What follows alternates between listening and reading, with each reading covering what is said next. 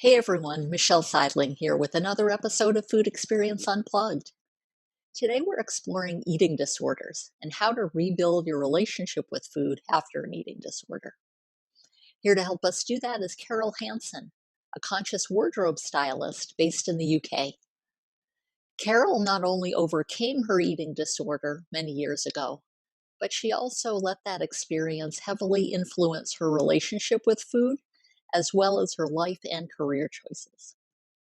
Carol Hanson, welcome to Food Experience Unplugged. Thank you so much for having me on the show, Michelle. I'm really looking forward to this. Oh, well, we are so happy to have you and to hear about all of your different experiences with struggling with eating disorders and what a vibrant life you live now. And we're really looking forward to hearing more. But to begin with, tell us about what are you doing now? You describe yourself on your website as a conscious wardrobe stylist. So tell us a Yeah. little bit about that. I inspire women who have a wardrobe full of clothes but nothing to wear. So I help them to look and feel fabulous every time they get dressed. But I do it in a conscious way, in the sense that in 2018, I was doing some research for a blog. And I've never been one to buy fast fashion or fashion in bulk. To me, quality is far more important than quantity when I'm looking for clothes. But researching this blog, which was I'd entitled "The Environmental Cost of Your Wardrobe," made me realise just how bad the fashion industry is for the planet. And so, therefore, I started doing some more research over that summer. And to be honest, it got me quite depressed. And that's why I thought, well, I've had to do quite a lot of digging to find out this information. And I'm fairly in tune with what's going on in terms of clothes and fashion and so on. I wonder how much everybody else knows. And it was sort of asking questions on social media and asking questions among my community that made me realize that there is a lack of awareness. And of course, it suits a lot of retailers and brands to keep that lack of awareness away from us.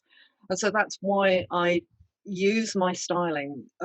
My approach is very much to work with clients to make more of what they've got in their wardrobes. And if they do purchase clothes, then to do it in a conscious way, to maybe consider buying sustainable brands if they have the budget for it. Maybe giving clothes a longer life by buying from consignment stores, as you guys call them over in the US, or from charity or thrift stores. Um, so we're just being more conscious about our purchases. Interesting. I love that. I love how you're helping the environment and you're helping people to be in touch with their style, with their how can they be more wardrobe conscious. Absolutely. But the whole thing boils down to feeling confident about yourself and the way that you express yourself, and recognizing that we all have an amazing, unique body. And what we need to do is focus on the bits that we love and play down the bits that we're not so keen on.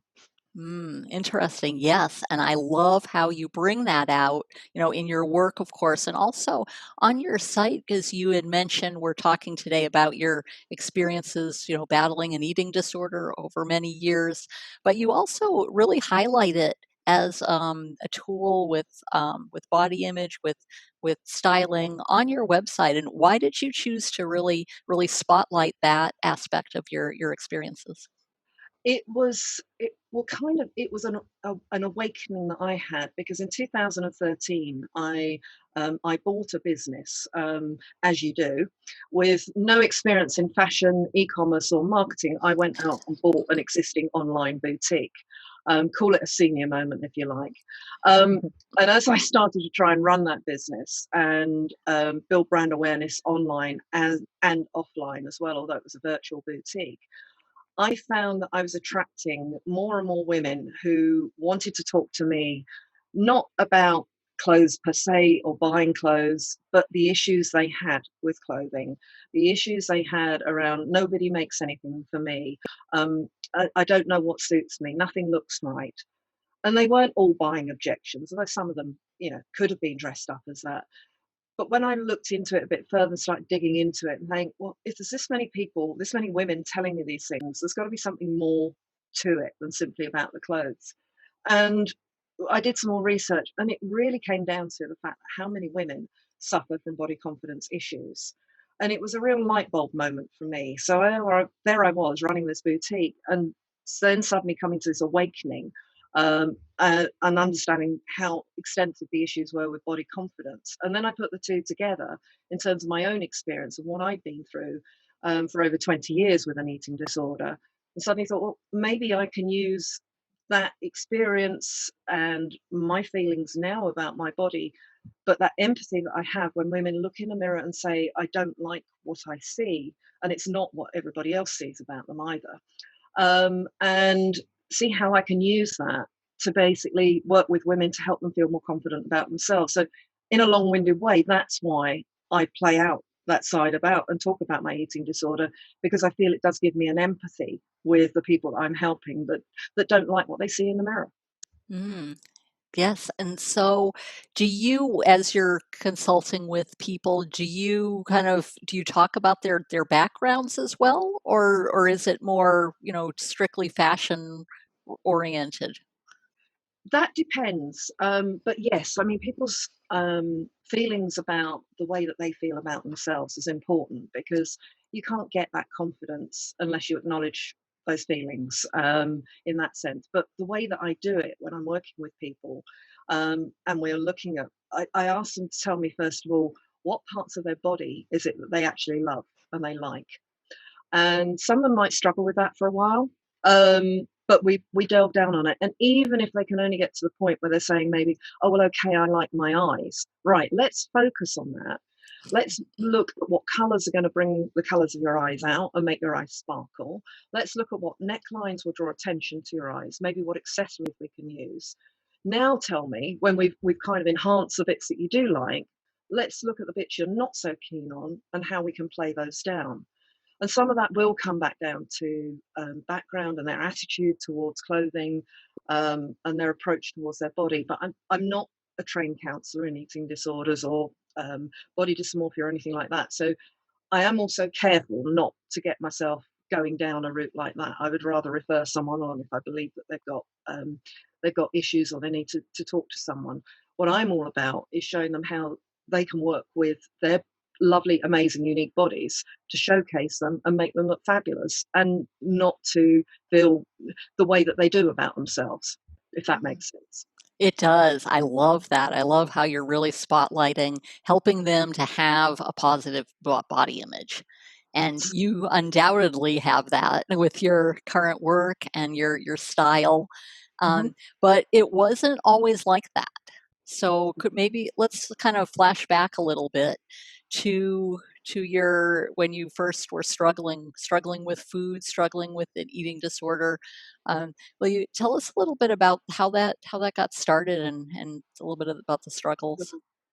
I I had always been a little bit overweight as a teenager, but it was, what we used to term in those days as puppy fat, if you like, and it was a lot to do with changing hormones and all the rest of it.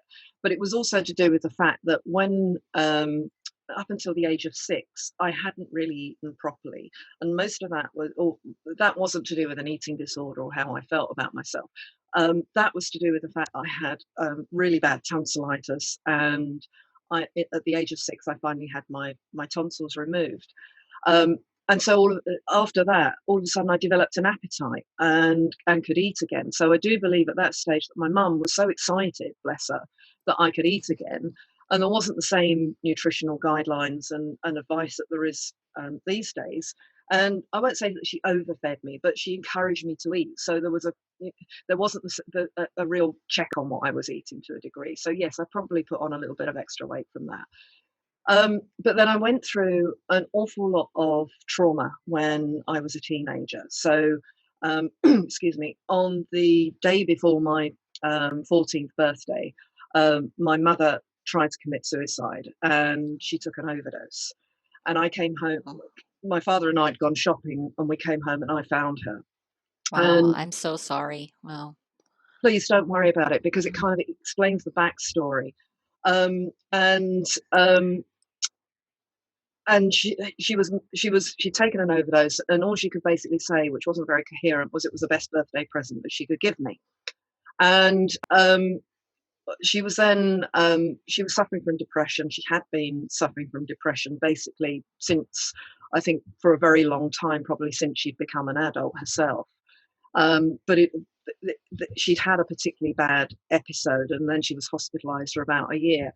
And the way that I dealt with it, and I was an only child, was to really bury myself in my schoolwork, and to kind of close myself off a bit. And I think it wasn't really until I was 17 that maybe it was PTSD, I don't know, but that's when my eating disorder kind of manifested itself. And when I look back now, I can see that that was part of it, was that going through that trauma as a teenager. And the other thing was that my father, bless his heart, I idolized my father. Both my parents have passed on now. But he put an awful lot of pressure on me in a nice way, not in a bullying way. But he'd been someone who'd not really fulfilled his full potential. He'd left school as soon as he possibly could and signed up for national service, whereas he could have gone on quite easily and gone to university. So he, in a sense, he kind of then lived that expectation out through me, and put a lot of pressure on me again when it came to studying and getting great results.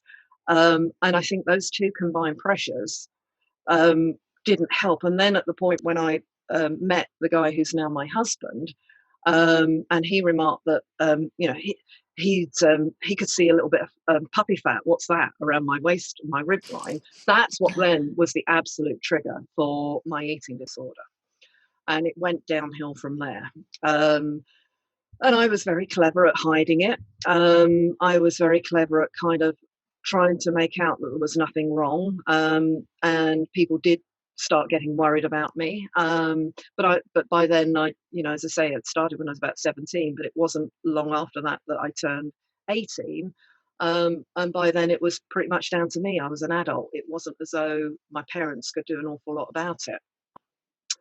And I did seek help when I was in my early 20s.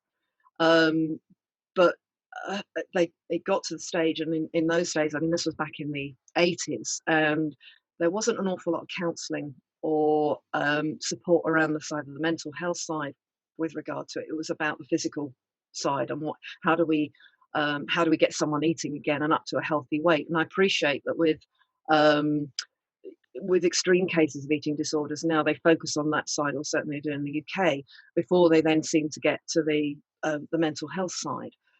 And because it was so much about the physical side, and I wasn't ready to accept that change at that stage, I basically walked out of the treatments and said, no, that's it, I'm going to deal with this myself. And that's, to my way of thinking, is why I took so long, 23 years, to kind of really get over that eating disorder, and the obsession that I had, absolute obsession that I had with physical fitness as well, and the way that I drove my body through physical fitness. It was an obsession, it was an addiction. So yeah, it was a long road to recovery. Yes, and how, now you mentioned you had anorexia, which Yeah. is basically you're not eating, but you have an excess of exercise and so forth. Yeah, and I think there was an element of bulimia in there as well, because I was also purging myself. So, it was a whole really unhealthy attitude towards it, and it was that classic getting back control in my life. Mm. So how did, I mean, of course, you don't eat much, and whatever you do, you purge. But what do you feel was your relationship with food at that time? How did you feel about that? That's really interesting. There were certain foods I certainly wouldn't eat, because I considered that they were far too high fat or too high sugar. And certainly in the 80s, the whole food movement, certainly here in the UK, became a lot more prevalent, well known, publicised. And then there was the various things, like it was all about fibre and the food fads that we all had in those days.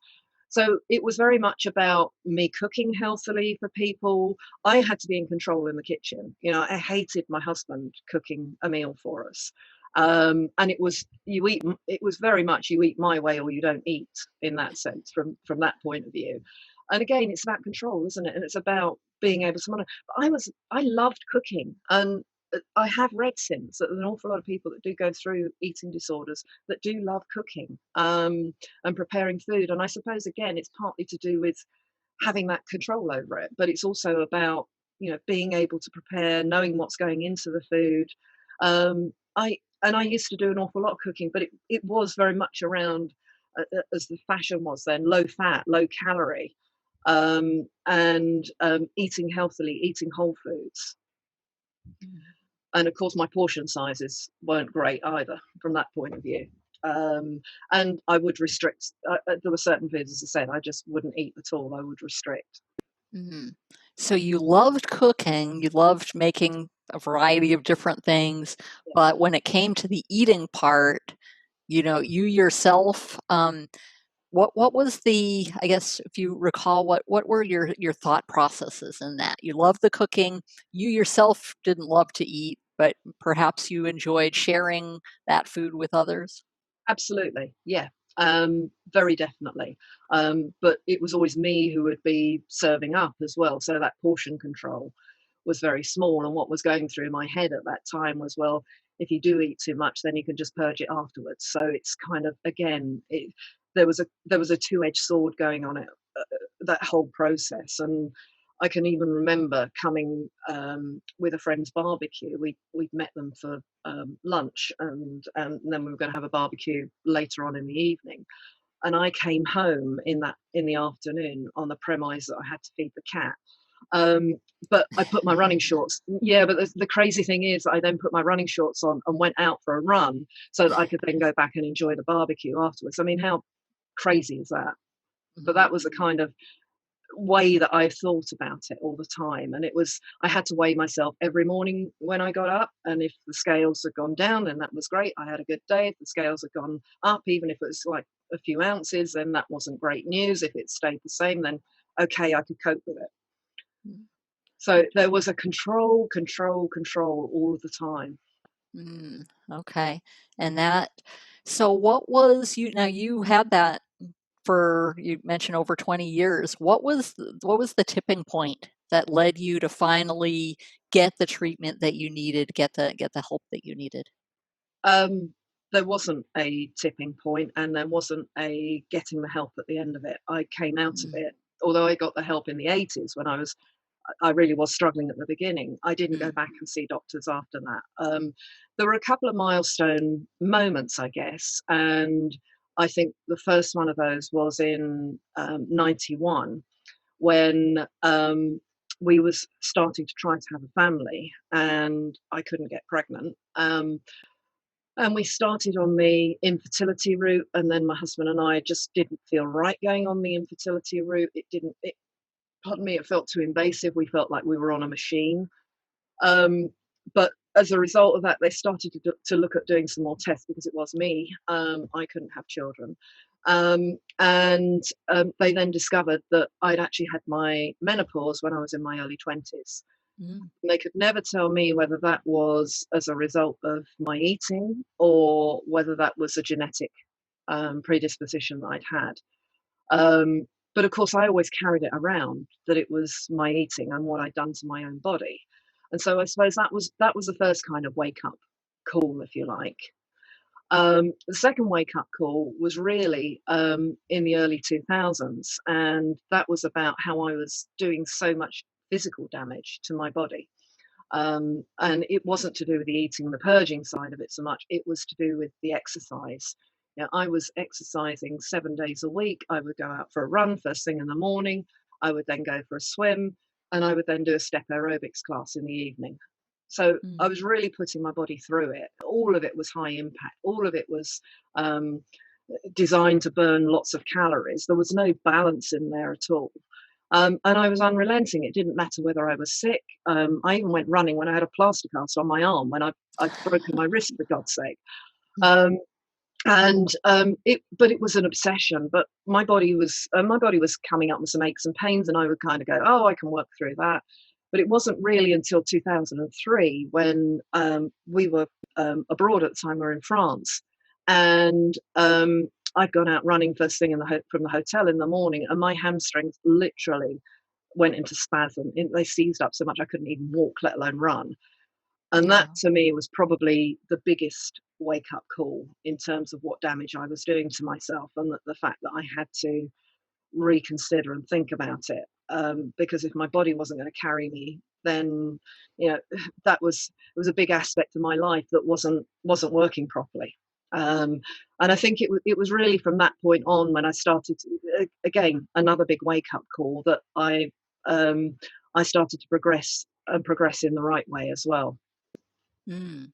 Okay, so progressing in the right way in terms of with change, what different changes did you make following that as being a little a wake up call, as you say? What changes and what challenges did you have as you kind of went forward and overcame that? Lots of challenges because I wasn't giving up the exercise and I was finding new ways to exercise then. So, but also I was recognizing that I had to kind of calm down. I went for treatment with God knows how many different physiotherapists and sports physios and consultants and da da da. And I kept focusing on that physical fact that I had problems with pain in my legs. It wasn't by then. It was kind of this wasn't anything to do with the eating. I just had to keep exercising. But that was my way of controlling weight. But it was also about my mental health as well, because I strongly believe that exercise was the only thing that would help my mental health. Um, and I do remember going to see one guy in London, and he just looked at me, and he obviously got the measure of me, and he was a little bit brutal, and he said, "You know what would actually cure you and make you better would be simply to give up exercise for 3 months." And I just went, "Well, I'm not going to do that." But it was then getting help again with sort of sports rehab type people, and then actually going and getting myself a personal trainer who I told everything to him, and basically he helped me get a much more balanced aspect, or approach, should I say, rather than aspect, a much more balanced approach to my life, so that within a short while of working with him, I could actually go a day without exercise and it wasn't killing me. And so therefore again it was part of a gradual being able to accept it, and within all that was also being able to accept that, and this took some time as well, that I'd actually gone up a dress size. And I think part of it was acknowledging that I'd actually got a bust for the first time in my adult life, and that actually felt quite good. If that doesn't sound stupid, I felt more feminine. When I'd been told that I couldn't have children, I'd been put on HRT back in '91, and that also helped me as well. As I said, that was a milestone. Being put on HRT actually made me feel more feminine, if that Mm. makes sense. And then, as I say, then I acknowledged that I was starting to develop a bust, and it actually felt good, as opposed to um, me resenting that I was putting on a bit of weight, and so therefore I was developing a bust. So that it was a really kind of long, slow, drawn out process. But yeah, now I just I won't say I can take or leave exercise. It's still important to me. I eat healthily, but I'm not counting calories. Eating, I'm not restricting myself in terms of food intake. And my weight doesn't bother me. Now, as you were going through those challenges, with the exercise and things like that, how did your relationship with food change during that time? I think at first, I think I restricted my intake to start with more. If I felt I couldn't exercise up to my full extent, Mm. um, then I was certainly more cautious about what I was eating. Um, and I was, yeah, so I was trying to balance the two out, because there was this rationale that was going on with me that said, you can't exercise as much if you can't burn so many calories, then you've got to be careful about what you're eating as well. It was absolutely crazy from that point of view. So yeah, there was an adjustment there, but equally, what I would say now is that I eat, um, and I eat to fuel my body to do the amazing things that it can do. So it's a totally different relationship with food. Mm, interesting. Now, did you seek any kind of medical assistance with on the food side? Y- No, not Okay. after the initial kind of, as I said, back in the 1980s. After that, when I walked out of the Hmm. consultant studio or consulting room and said, right, I'm not doing this anymore, then no, I didn't. And so it was, and I think that's a lot of the reason why it took me so darn long to, to come to terms with everything and to feel and have a good relationship with my body. Mm, interesting. And they have, well, you were working with different professionals with regard to the exercise. Did food come up at all in those discussions and the therapy that they recommended or anything like that?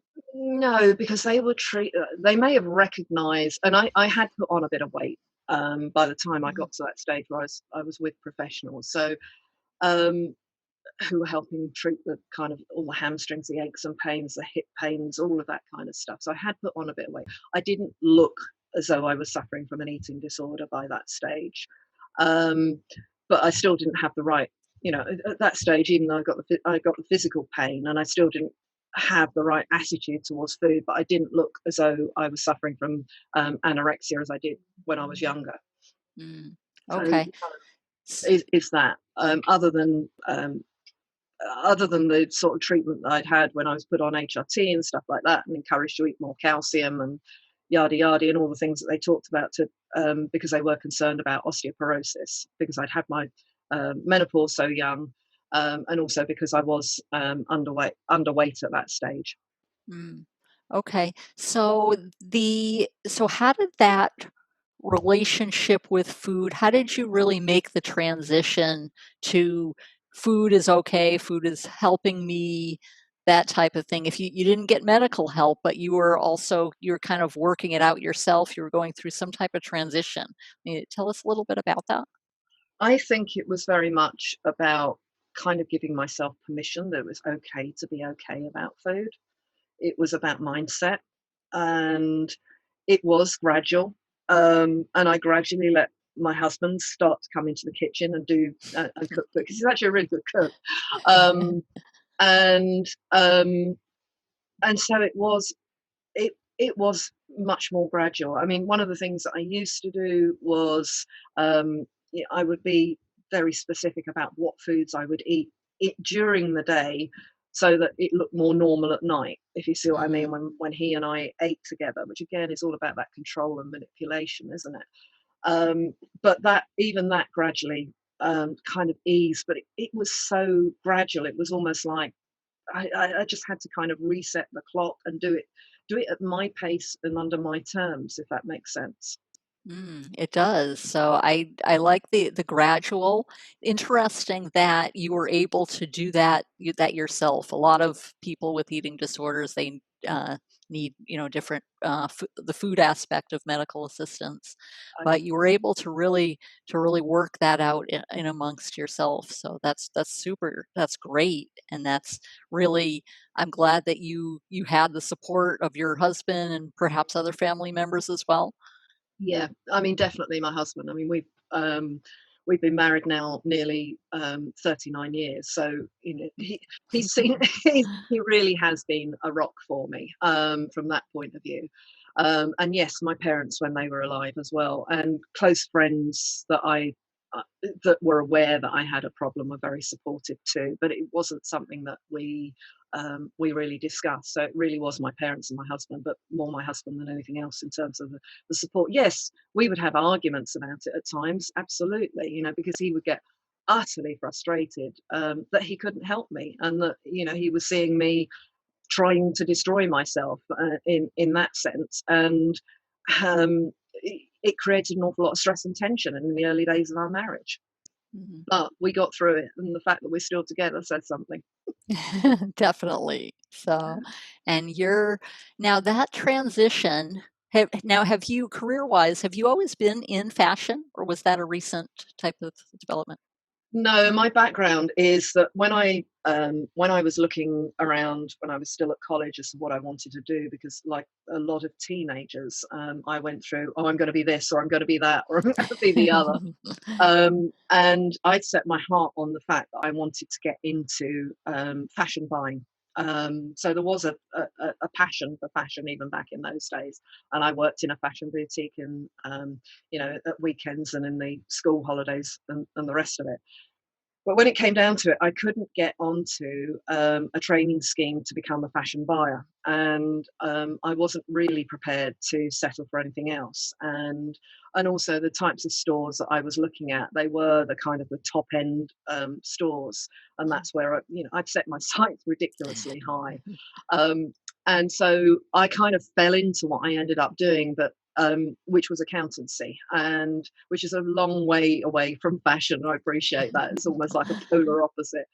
But I was put forward for a position by one of my accounting tutors when I was at college and I was studying business studies. He'd asked me about it, and I said, "Well, okay, I'll go along for the interview."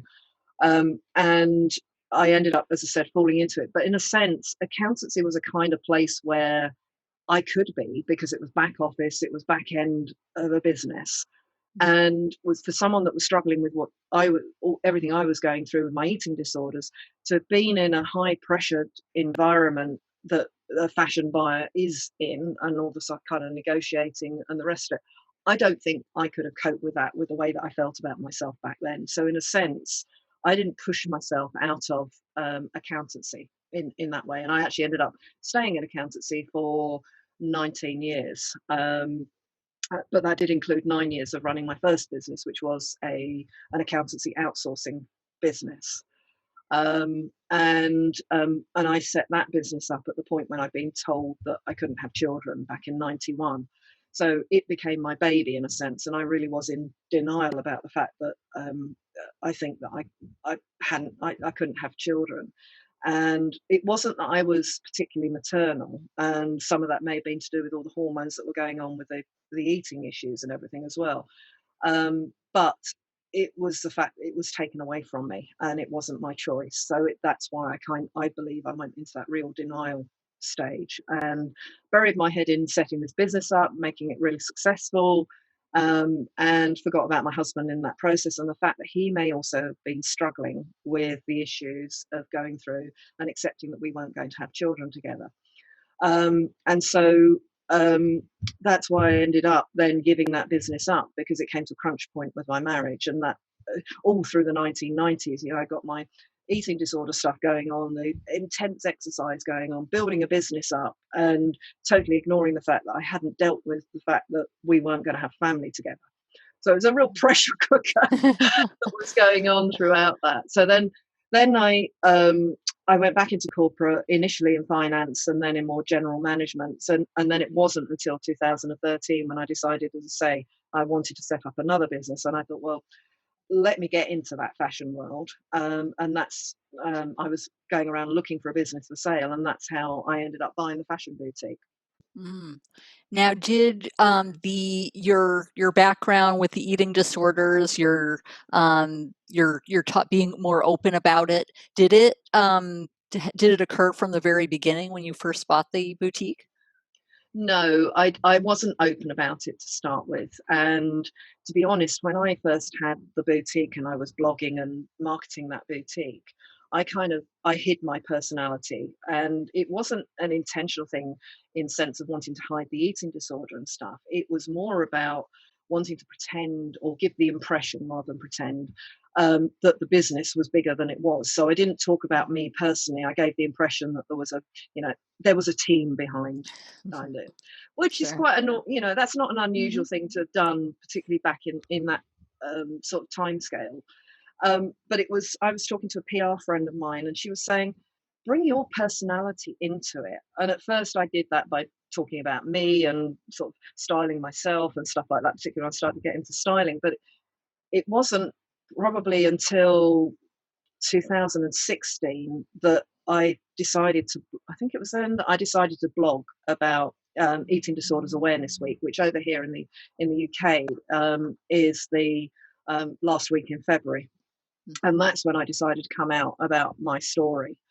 And I also started to come out about my story around that time, maybe a little bit afterwards, at networking meetings too, when I was out talking to people. And oh boy, was that emotional to start talking about it at first in public in a room full of people.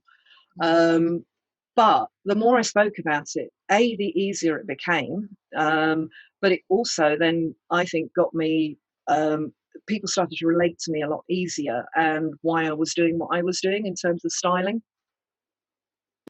Okay.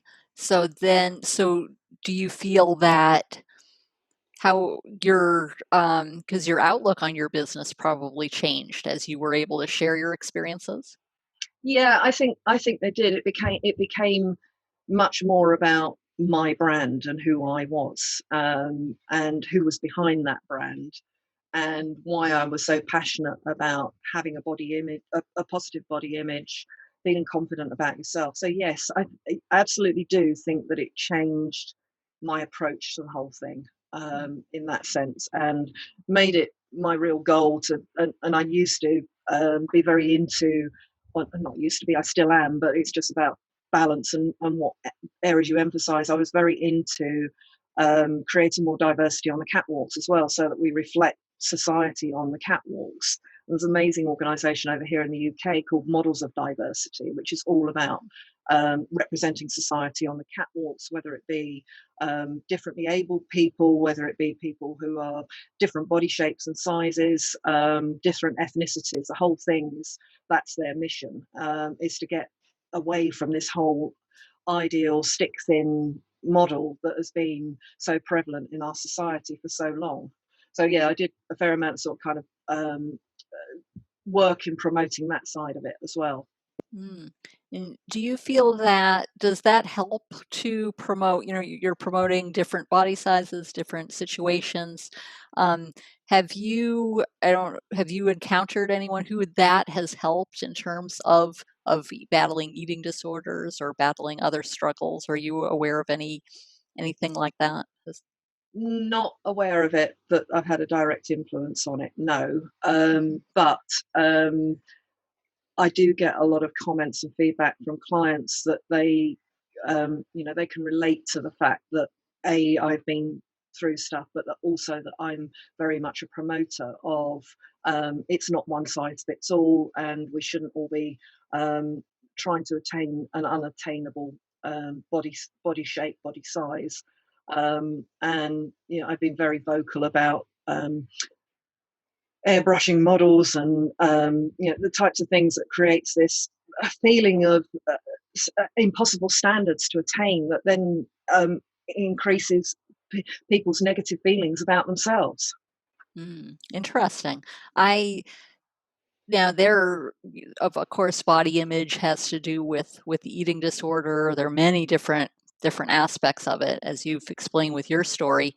But in terms of what a lot of you basically kind of worked yourself out of the eating disorder with some assistance, but mostly it was internal with you.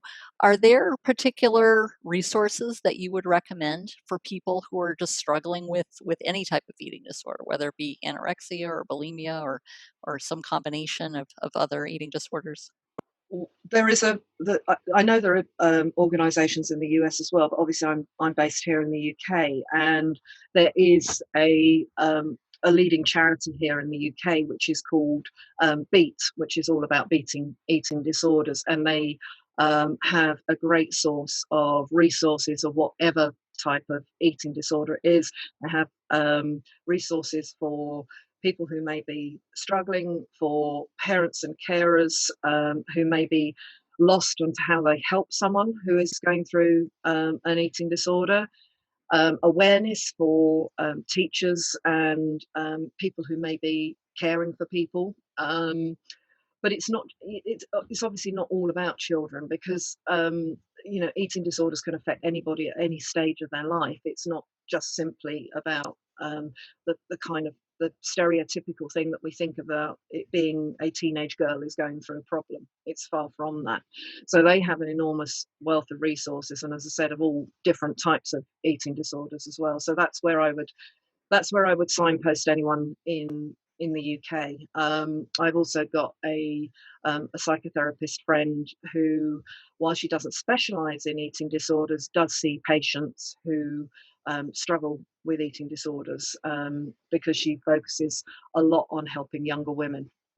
Mm, sure, and that's pretty unique with your situation. Is you were 17 when you were really, that it really magnified itself, and then you were into it well into adulthood and in addressing that versus, as you said, the typical teenage situation. Yeah, So absolutely. So yeah, it was. definitely. But there's an awful lot of I've read reports. There's an awful lot of older women who haven't shown signs of having an eating disorder before, but start to develop it in later life as well. I've not come across any instances of it, but yeah, there are reports of that, and whether that's due to relationship breakdowns, bereavement. Uh, I really don't know, but that's also, and of course, body dysmorphia and problems with men is becoming more prevalent as well. Particularly as men go and look at themselves and each other in the gym, and but again, they get fixated on ideas of ideal body shape without understanding that not everybody is built or made the same way. Sure, absolutely. And just, really, as you said, and as you do in your current work, really um, being appreciative and for your body image and feeling confident. And I Yeah. think, for you and your work, that's what it's about. And that's fantastic. I love that you're focusing on that. Well, it's so important, isn't it? Because it affects every aspect of our lives. If you're not confident about the way that your appearance, the way that you come across, then it affects you mentally, emotionally. I know it certainly held me back in my career. I didn't progress as far as I could have done in my 20s, and also with your relationships with people as well. And then, of course, there's the physical side too. That if you're just not comfortable with who you are, it just impacts everything. And then, of course, there's the other side of it that I see occasionally. That I see mums who might be, you know, struggling with their own issues or making comments about their own body shape or stuff that then can have an awful influence on their children, and the way that their children feel about themselves too. Interesting. Yes, that's completely the social influence is a big factor in with body image, with eating. Yeah. So now, what is, as we wrap up here, what advice or tips would you give for people who are struggling with eating disorders, whether they're young, whether they're later in life, regardless of their situation? Is there any particular kind of words of wisdom, so to speak, to help I, people? yeah, it's a really good question. I'm not. You've got to be ready to make that change and accept there's a problem, because until you accept there's a problem or recognize there's a problem, because you may not actually recognize there's a problem, but until you recognize it and accept it, then there's not much that anybody can actually do to help you. It's like any addiction or problem like that you can't actually help someone to change unless they're ready to make that change. And that's one of the really sad and tragic things about eating disorders and other addictions as well. So it's try and find someone who is going to be non-judgmental that you can confide in if you are ready to start talking about it. Whether that's going to a helpline, whether that's talking to just a not necessarily a friend. Maybe it is a support line, someone who isn't emotionally involved with you, because I think it's you're not going to necessarily be able to open up to someone that is close to you. Mm, So I think it's being open to being able to talk about it, and that might not actually happen all at once. You might not be able to come out with the whole thing at once. You might just kind of have a bit of a conversation with someone and then withdraw again. But yeah, it's just find someone trusted to start talking about it, and then seek professional help when and if you're ready to do that. absolutely. I love the just the kind of confiding in someone to begin with, even if you're not ready to engage in full on treatment or full on things. You're kind of extending the lifeline, so to speak, and really getting the even the emotional support or the support from a friend or a family member to begin with, and that may kind of spark the process. It may well do, but it's also about being, as I said, being careful about who you confide in, because if it's someone that is too close to you, then that they're going to be emotionally involved in you and emotionally invested in you and want the best for you. And I would also say to anyone who is worried about someone who is going through an eating disorder, particularly in the UK, to go and have a look at Beat, to go and talk to professionals about how you can best approach it with someone and how you can best deal with it, rather than just kind of trying to deal with it. Because again, unless someone is ready to deal with it, they're not going to be able to, and they're not going to come to the party, and it's just going to create an awful lot of emotional angst and stress with everybody. And it could actually make that person, because someone who's going through an eating disorder is very manipulative, they can be quite deceptive, secretive, and it may actually drive it further underground, if you like, if you Mm, approach it the wrong way. okay. So interesting. Yes, and it's kind of a delicate balance, it sounds It is like. balance, you're right. Yeah. So, wow. But I love how you you took that delicate balance and you ran with it. You worked, got assistance, got had that transition to where you've got this wonderful career. You're being able. I love how you're able to serve people through style and really drawing on your experiences with your eating disorder, with your fashion experience. That's fantastic. Thank you. Yeah, it is lovely to kind of come full circle on it, when you think that, when I was 17, there I was wanting to become a fashion buyer and wouldn't have been able to cope with it. And then now here I am in my 50s, uh, helping people in that way and using my passion and also, as you said, my journey to be able to help people. So yeah, it does feel pretty good. That's fantastic. Well, Carol, how can people get in contact with you for more information? The best way is through my website, which is carolahanson.com. That's Carol without an E. So CarolAhanson.com. And while my website isn't entirely up to date yet, I am now offering online services as well. So it's not just people in the UK and local to me that I can help. It is people on a global basis, which is really exciting, particularly as the world has changed so much in the last few months. Definitely. That's fantastic. You're able to offer your services regardless of where you are. That's fantastic. Well, Carol, it's been a pleasure. We really enjoyed not hearing your struggles to begin with, but really understanding that where you've been and how that has really helped you over the years and how you're serving others. That's fantastic. Thank you so much. Oh, thank you so much for having me on your show. I really appreciate it, Michelle. It's been a great experience, and yeah, wishing you and your audience all the best for the future. If you enjoyed today's episode, be sure to hit the like button and subscribe to be notified as new episodes become available. You can also visit our website at foodexperienceunplugged.com to check out some free resources on helping you develop healthy eating habits for life success.